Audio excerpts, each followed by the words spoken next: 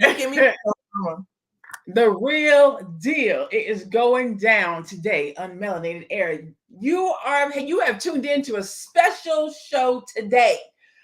Today we're talking about transparency and authenticity under the guise of will the real you please stand up?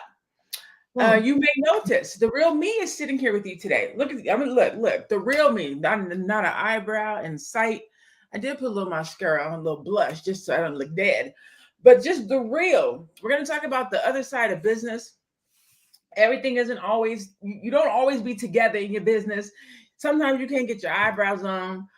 Are less than 48 hours from the Black Power conference, and this is what business looks like. Yes. Absolutely. Yes, yes, yes. This is the ugly side of business. Like, whew. Sometimes you can get dressed. Sometimes you can put your face on. Sometimes you can put your eyebrows on. And sometimes you cannot. Sometimes you just got to be like, I got a commitment to Melanated Air. I'm going to show up and y'all going, this is what it is. But Mhm. transparency and authenticity is a beautiful thing because sometimes people want to know that you don't always have it together and it's not always right. So that's what we're talking about today on Melanated Air with myself, one of your co-hosts at I Am Lene Vet, and my girl at Madam President. What's good? At the number one, Madam President is sitting in. How you doing today? I am excellent day, as they say. I'm good. I'm just happy to be here. I missed Nice. Tuesday, so I'm glad to be here with my family. My B1 family. With We Black things. We talk about Black things and Black games. That's what I'm all black. about. Did you say black things and black gangs? Oh my goodness. Yes. So I want to pose a question to the audience. Do you feel like you get to be yourself? Like, do you feel like the real you stands up every day? And what I mean by that, because you'll be quick to say, hell yeah. But I want you to be honest. Do you show up as yourself at work? Because we know we do some code switching and we leave ourselves at the door sometimes. Do you show up as yourself in on social media? Do you Mm, say what you want to say? Do you act how you want to act? And the reason why we're having this conversation is I'm in this coaching program and I was telling the girls about it. And my coach was like, who are you? How do you want to be? How do you want your brand to be built? How do you want to show up? And I was telling her that I did this live last week where I just laid out my whole situation. I laid out my life. I told y'all where I started at. I told you guys how I got here. And it was so freeing to be that open, that vulnerable, and that transparent because it's hard and it weighs you down trying to live in a box and live in a bubble. And so it's just so much easier just to be like, I don't got it together. I don't have all the answers. I don't know absolutely. everything, Exactly. right? Mhm. Chanel, do you feel like you do? So you are, I called you by your real name. Sorry, Chanel. Do They you, go my government name showing up, I where I'm know, I trying know. I'm sorry. I'm sorry, Madam to. President. Do you feel like you are able to show up as your authentic, transparent, vulnerable self on a regular basis in any room that you walk into at all times? No, I don't. I believe that what I've learned is, and I'm gonna give it my perspective. I like what you asked, but I also want to add to it in the comment section to ask people: do you feel like your authentic self is welcomed to the spaces Ooh. that you are in? Because that's another question. You have who you are, and then you have who people want you to be, right? And Mhm. then, what therapy has taught me is this range of duality. Happiness and sadness can both exist at the same time, right? So when you're talking about showing up, sometimes people are under the impression that they have to show up perfect. And because they can't show up perfect, they just decide not to show up at all. So, I think some churches back in the day used to say, come as you are. Come as you are, come as you are, come as you are, because God can do something with you when you are showing up. That's in general, right? So I think that there are places. So, for example, I'm a natural leader, but I've learned that when I'm going into places and people ain't hired me to be a leader, then guess what? I got to follow. That is not my natural personality type, but I will submit to what I to the space and the environment if it's healthy, right? So another thing is I had the privilege of working as the assistant to the president of a network, of the Oprah Winfrey Network I was exec. wondering if you were gonna say the network. I was like, she ain't gonna say it. I ain't gonna say it. I had the privilege of working under the just basically the president. She was Madam President. And so basically in this time frame, what I noticed was two things. She was the most important person in the building, right? Everybody was making sure that that her needs were being met, and she was busy working very, very hard to the point sometimes where, she would be like, do I have enough time to run to the restroom? And sometimes the answer was, can you Yep. hurry up? Most times. So the thing that I wanted to say was she was the most important person in the room until Oprah Winfrey decides that she's coming to the building, right? So when Ooh. Winfrey comes into the building, then she is answering to somebody. Then she is no longer the most important person in the building. And I think that it was very important to see this because in the scope of things, you have people that support the king and the queen. Those people are just as important and can be authentic, but sometimes, I'm not asking for that leader to show up. Sometimes I'm asking for the helper to show up. And I feel like, that's a role too, but you got to figure out how to be happy in that. You made a good point. There's various personalities in your authentic self. And maybe Yeah. not personalities, but there's various parts of you. Sometimes you show up as the servant, sometimes you show up as the leader, right? So Yeah. there's an individual is multifaceted. So you can be authentic and maybe be submissive, and then Yes. another moment be the leader, and then another moment. So that makes good sense. That's true. I'll take that. One of the things that I have struggled with, which is why I felt like today was a good day to be again transparent. Look, so y'all can see, because I get that all the time. You always have your eyebrows on. You always look so perfect. You always have it together. And sometimes I'd be like, yeah, but that's just for the camera. Like if y'all could see me at home, I'm not perfect all the time. My eyebrows do not be together. I'm about to go get them done, which is why I don't have none on today. But I had to make a decision like, damn, am I about to put my whole face on, do my eyebrows, do my mascara, do all this stuff so that I could be presentable on camera and do what I do? Or am I just going to show up and be transparent and be authentic and be myself? And in my brand, one of the things I've been dealing with my coach is, Lene, you put too much pressure on yourself to have it together. People don't want to see you together all the time. Sometimes people want to know the other side of being a business owner. And being a business owner isn't always having it together and showing up and being right. Sometimes it's struggle. Sometimes it's I'm tired. Sometimes it's I need to go to the chiropractor because this left arm has been hurting me for 2 weeks and I can barely raise it over my head, but I got to write my dissertation and produce this conference. So I have to baby it and keep a brace on it at home so that it doesn't fall off in the meantime. That's what Exactly. that's what being a business owner it looks like sometimes. It does. You're right about that. But I want to say how the influence of social media has allowed people to kind of show up a little bit more perfect, and it's a rise on things like BBLs. It's a rise on filters, which also filters and all these other different aspects that we utilize online. It makes showing up imperfect a little harder, a little bit more difficult than the past. In the past, folks just be themselves, whether they wear makeup or don't, but the filters and all these other things kind of highlight that people are interested in like perfection. They're interested in things that appear to be well, even if it isn't, right? Which I think is dangerous. So people would rather you show up looking extremely nice when you are internally dying, and that's hard. That's very hard. And that's why those who are authentic and those who are genuinely intelligent, you have to stop blending in. It's time for the real folks who understand and like truly authentic. It's time to show that authenticity.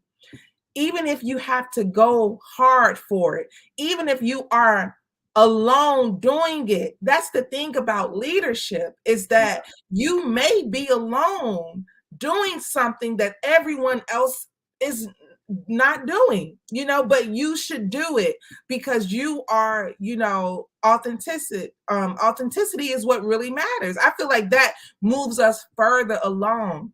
And then you got to remember this: everybody can be everybody. You have to work hard at being yourself, because guess what, Lene? Think about this. How many times when we were being our authentic self, somebody corrected us and said, don't do it that way.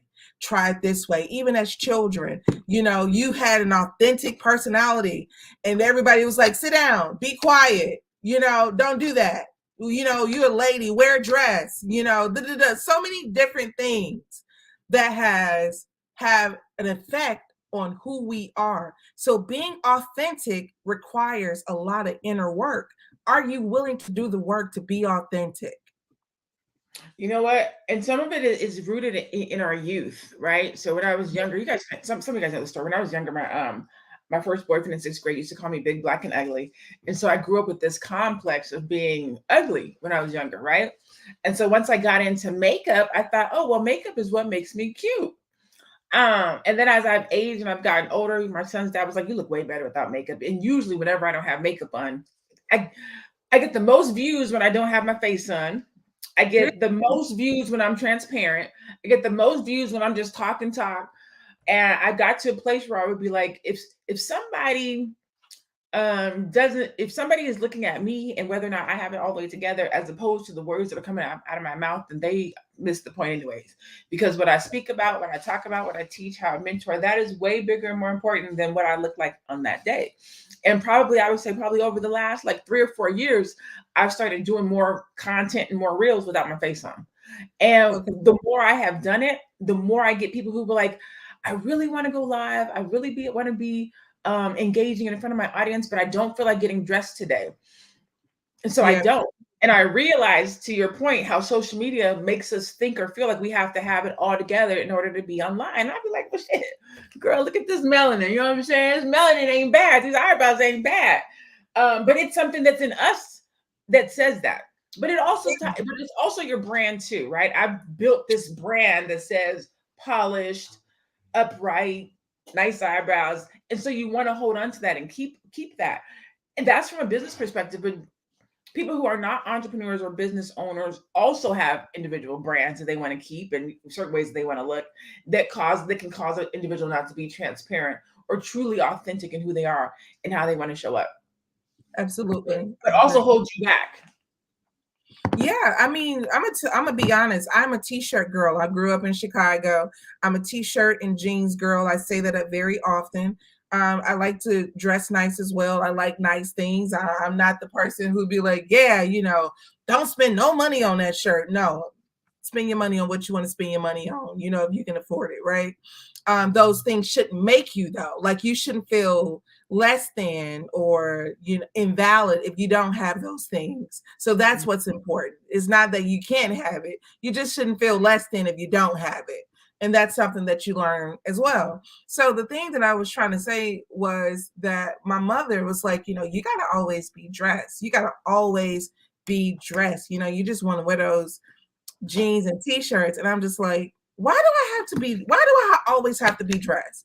Why do people want people to be extremely dressed? Why is it that we associate being well dressed with well character? That is not true. This is how people get manipulated all the time, thinking that the glitter is gold and it's shining, and it's not always real. I'm not saying that there is something wrong with it. What I'm saying is why is our society so heavy and have such strong emphasis in respecting people based on the appearance of things? Mm.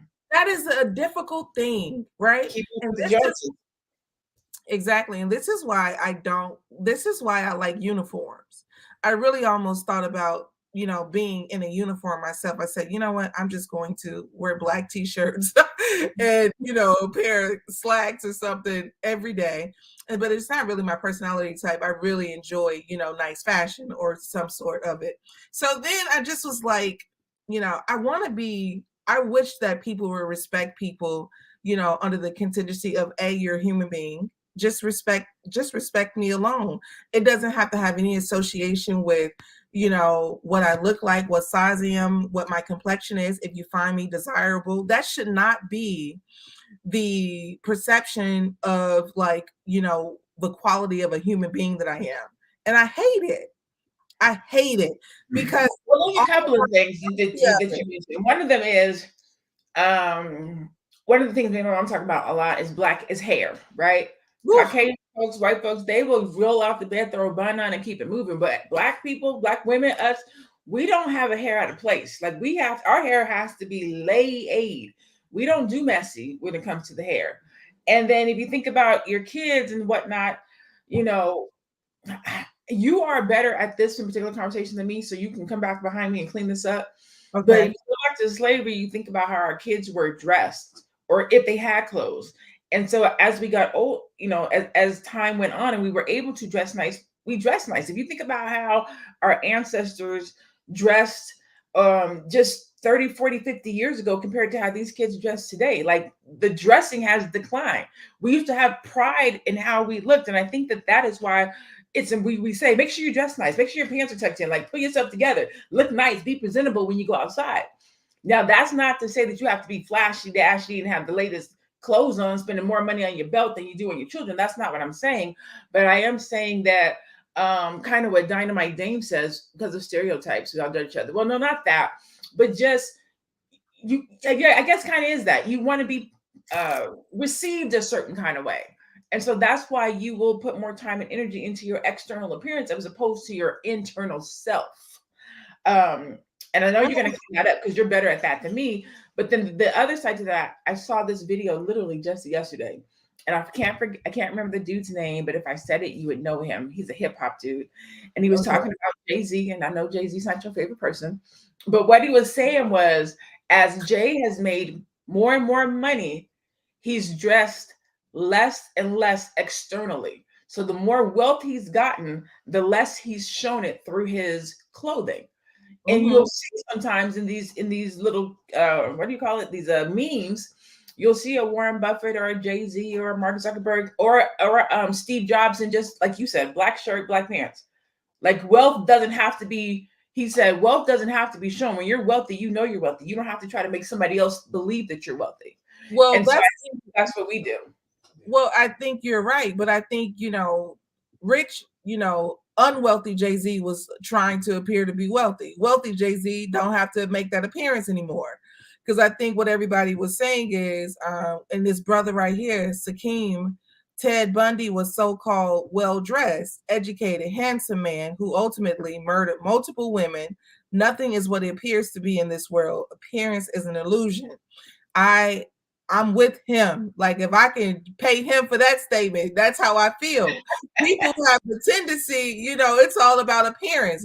People appearing to be well, people appearing to, have this. I'm sorry, somebody had texted me. People appearing to have this thought process of, like, oh, this person is well dressed, they got it going on, they got it all figured out, they got the money. And we got to get out of that, because guess what? If you watch The Tinder Swindler, that's how he got them women swindled thousands of dollars, because he was appearing to be of a certain status. We have to stop and get real. We got to start using this. Like, we keep on trying to take away the soul of a human being and the mind of the human being, but I feel like that's what's most important. And when it comes to Jay-Z, I do believe that when you are wealthy, right? When you are wealthy and you don't have to use your physical appearance for opportunity, right? Then guess what? Nobody cares.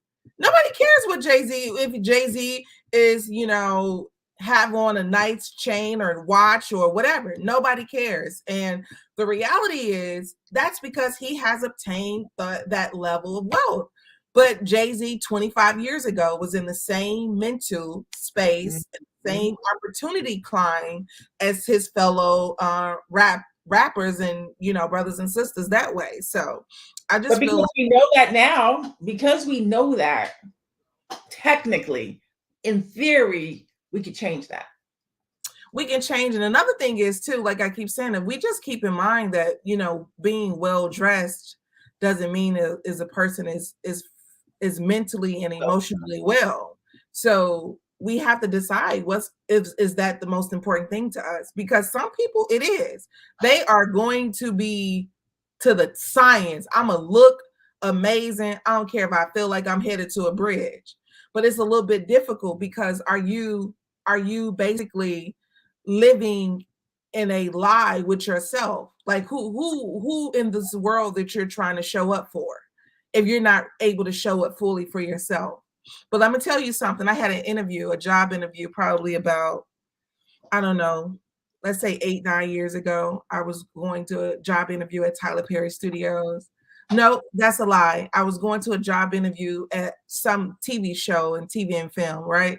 And I had just lost my grandmother and I just was emotionally a wreck, right? Guess what? I couldn't show up in that damn interview crying and acting like I didn't have this trauma happening to me, this heartbreak. You know, we are, in the words of Maya Angelou, we wear the mask. We wear the mask constantly. We wear the mask. I like to take that shit off very often. Yes. I like to take my mask off very It's often. heavy. It's heavy. And I'm going to tell you something. Some people don't like that. Some people love the illusion. And I'm going to go ahead and say it like this because I'm from Chicago and I like to speak like this. Some people like their bullet coming from the back. You know, come to me straight up. I like to be right here. You know, I want to see what's going on, who's coming through the door. So I'm not one of those people who like to put on a facade or be false or fake. But there are parts of me that I don't have to expose to everybody.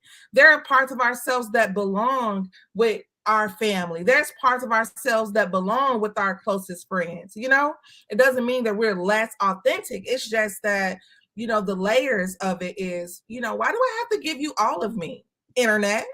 You know, why do I have to give you all of me? Why do I have to, why can't I save some for my significant other? Why can't I save some, you know, for the people who will bury me? You get what I'm saying? And that's what that we have to keep in mind as we go through this whole thing now that we have this new world order of social media. This is another dimension. We are going into a new dimension, right?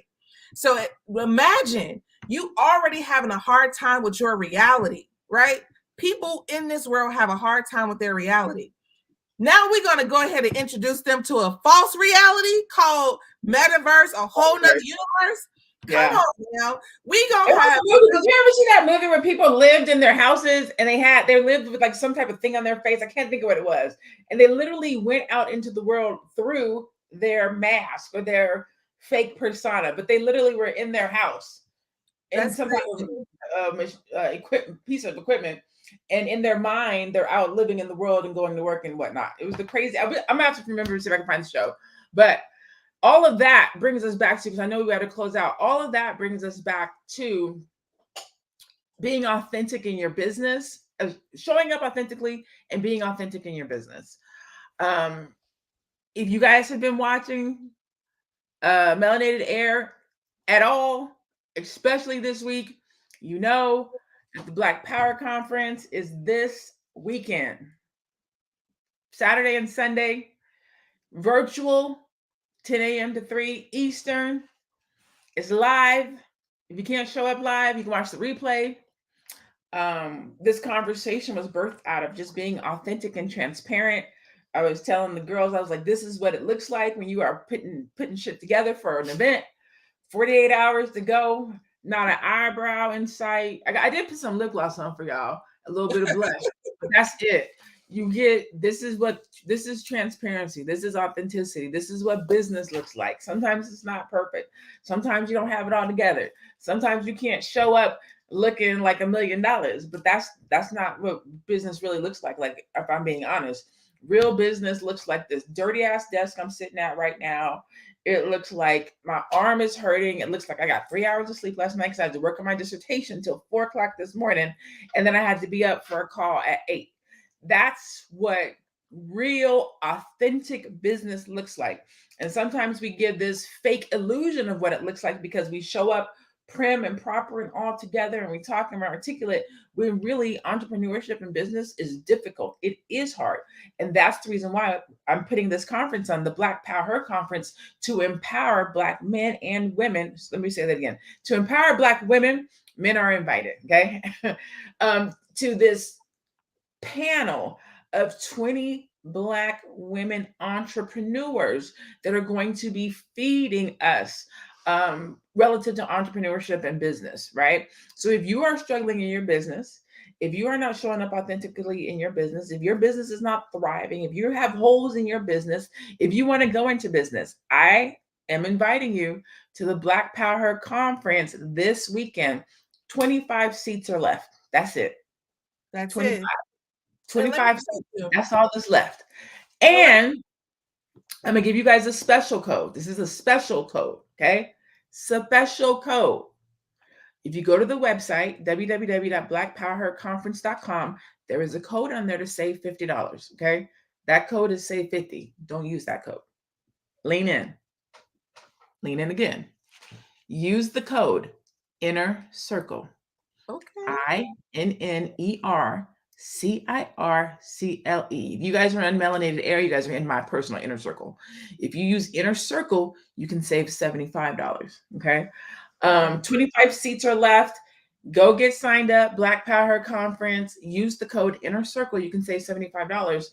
And again, we're going to talk about real business. We're not going to sugarcoat it. We're going to talk about the authentic and transparent side of business, the good, the bad, the ugly.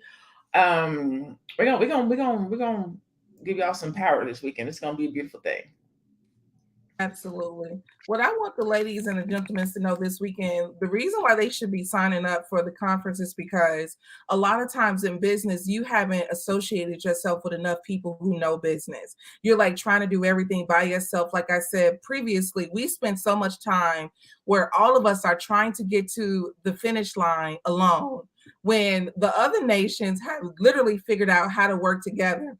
I'm going to tell you this. This is why you should go ahead and sign up for the Black Power Her Conference, for real. I was just looking at how the NBA, I looked at the NBA from the start of it until now. The NBA is only about 75, 76 years old. We have grandparents older than the NBA. How is the NBA such a young organization, right? And they were able to accumulate a system to bring in so much money. Group economics, group thinking, coming together. That's how. They didn't sit around and say, us Jewish men, we really got to figure out how to play basketball. No, they said, oh, I know somebody who playing ball, and I know who got the stadium, and I know who want to come and watch them see it. Come on, y'all. As Black people, when we gonna ball? And I'm not talking about, on the court. I'm talking about off of it. When we gonna ball as a community, as a unit group? I'm sorry, I don't want to see Jay-Z have $1 billion. I want to see all of us have millions of dollars. That's what I want. I don't want to see one Black person with a whole lot of money. I want to see all of Black people, all of the Black community rooted and benefiting from their own talent and wealth and coming together and getting the bag. I'm sorry. And let me tell you something. Don't look at me and be like, if I am a person who gets $1 billion, then that is Madam President's personal achievement. It doesn't become it doesn't become, okay, it doesn't become ours until that $1 billion is dispersed into a space where we all are a beneficiary. You know what that word beneficiary means? Go look it up. Come through. Look, this weekend, the Black Power Her Conference. This is the club right here. Meet us. Yeah. Who did I just see? Hands Beecham. I saw you say you was working on your vision board. So y'all know I'm a firm believer in a vision board, right? Oh, don't get me started. I'm going to get mine. I'm about to look at what does that say right there? What does that say? Black Business and Entrepreneurs Conference. You see it right there? Look at that. Look at that vision board coming to life this weekend. You see that? That's what we're working on. Vision board is coming to life. Look at that. Bam. I'm excited. I am excited. I got to put it back up on my wall. I was showing somebody else the other day. But yeah, man, put that, whatever you want to do, whatever you want to accomplish, put it out into the universe. I will tell y'all, I'm going to tell y'all the truth. I have this on my vision board. I forgot I put it on my vision board.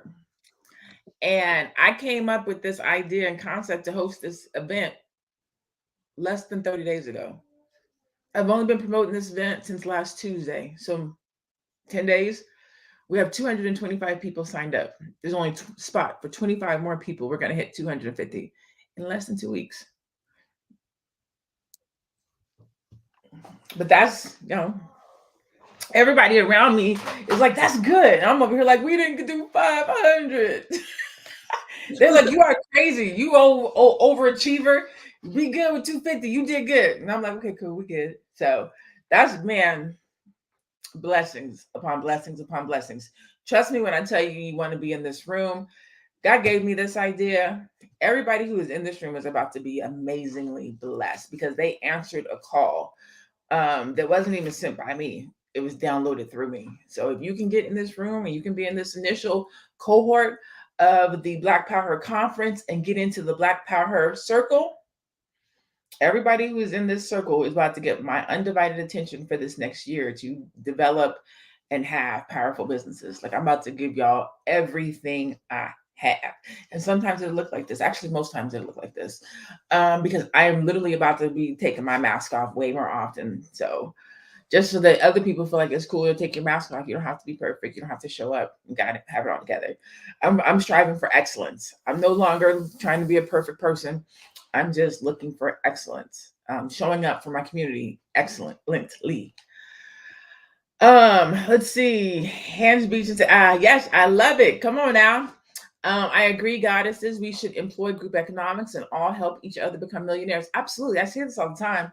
When I get to the top, if I get there and nobody else is there that I know and love, I did it wrong. If I get there, when I get there, if nobody else can throw their black card down, then I did it wrong. Like if you do not go up the mountain, if you do not go up the hill and take somebody with you, you are doing it wrong. If you're the only person that gets up there and you're up there by yourself, you did it wrong. We have to go together. Better Bank said, that's all good to say. This group economics for Black people should have started in the 1970s. We can barely afford rent now. True. And if you've watched any of our previous conversations, you will have heard Madam President talk about group economics from the perspective of homes, living together, staying together, creating wealth through that.